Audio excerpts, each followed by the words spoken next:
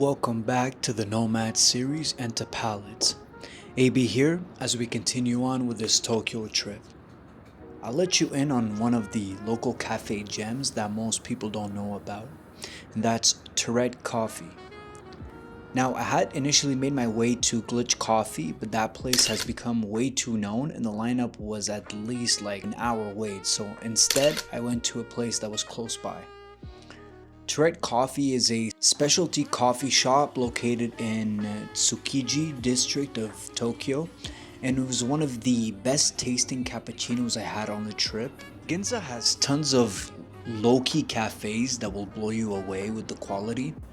An example would be Bongen Cafe that I stumbled on about 4 years ago that almost no one knew about. Then suddenly someone out the blue exposed it on social media and it became one of the busiest cafe locations all of a sudden. But I digress.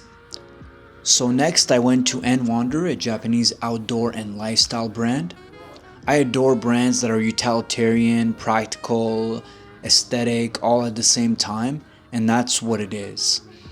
The brand uses technical fabrics such as waterproof and breathable materials to ensure products are both functional and durable for the outdoors with practical details. I purchased a bandana and some gloves to accompany the Chrissy jacket I had purchased a couple of days prior. Then I continued to a similar brand, Snow Peak.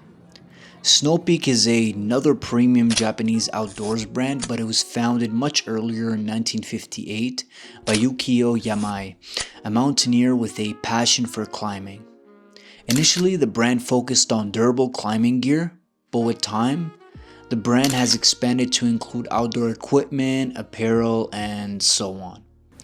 Created with the intention to withstand the rigors of outdoor expedition, combined with a refined aesthetic.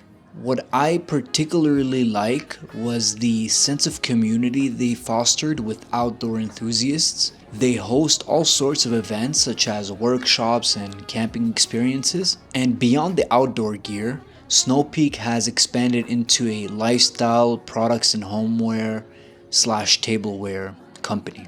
The land station location I went to has a cafe attached to the shop. I tried on a couple of pieces, mainly it was a choice between these two.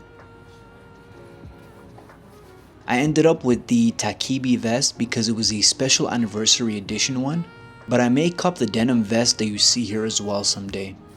The vest has multiple pockets, it has a unique design with a front closure, and it's meant to be slouched and contain 2 large compartments in the back.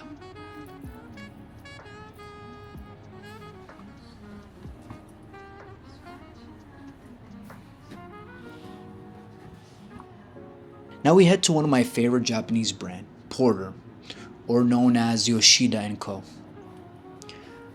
The company is a legendary Japanese brand renowned for their high quality bags and luggage, founded all the way back in 1935 by Yoshida in Tokyo. Porter has now become synonymous with craftsmanship, durability, and timelessness. The brand focuses mainly on classic aesthetics that stand the test of time. They were one of the first brands to use ballistic nylon, a material originally developed for military use in its bags.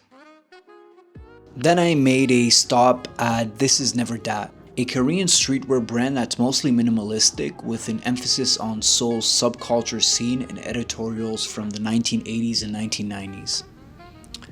So I went to the main shop in Seoul back in December and I wanted to touch on the short Korea experience that I had.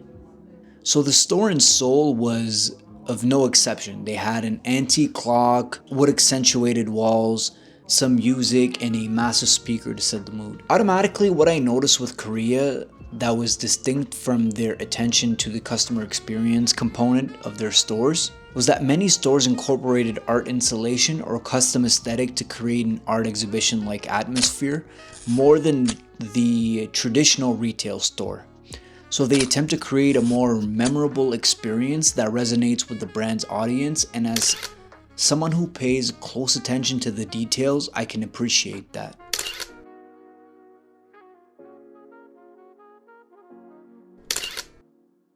Other spaces included workout store, which had an enormous selection of brands adequately priced.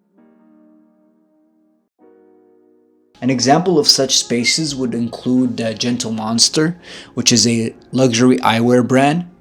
And when I went there, there was an installation on each floor that switches with seasons, collections, and time. Mostly inspired by surrealism, futurism, or some abstract art. I was only there for a short amount of time, so I couldn't see too much of South Korea, but the experience was pleasant nonetheless.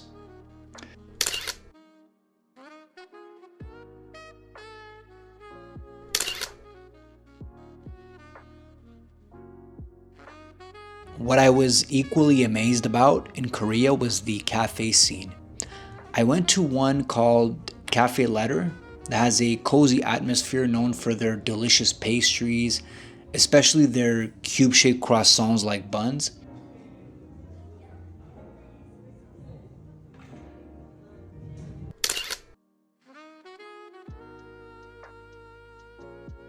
And then I ended up in the Ryanair Premium Lounge.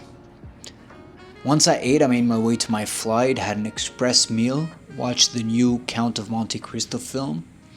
The original one is one of the best films of all time with Guy Pearce and Jim Caviezel. But anyways, this concludes the short and condensed Tokyo trip.